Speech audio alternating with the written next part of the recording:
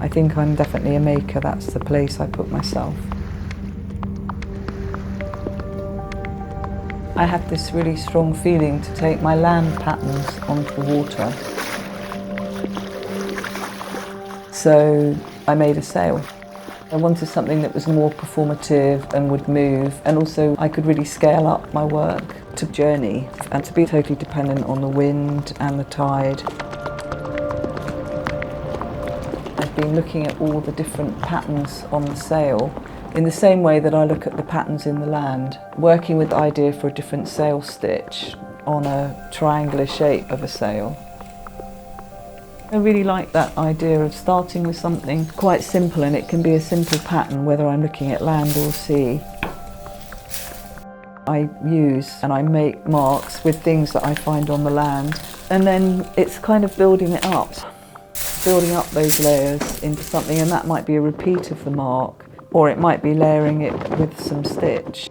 And each time you build up, you create something new. My work's about layers and what you see underneath those layers.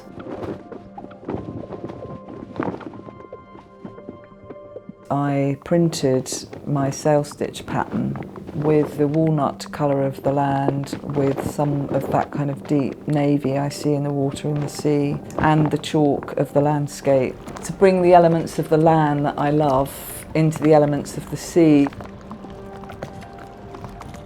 I had to stitch the sail together, and I'm using things like whipping twine, which are used on boats to bind the end of ropes, creating another texture on the sail through the stitching.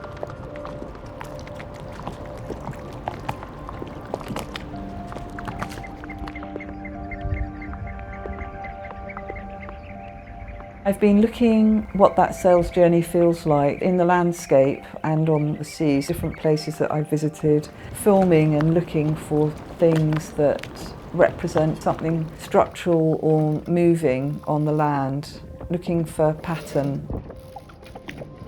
Where I was moored, where we were sailing, influenced the stitch that I was making on the sail.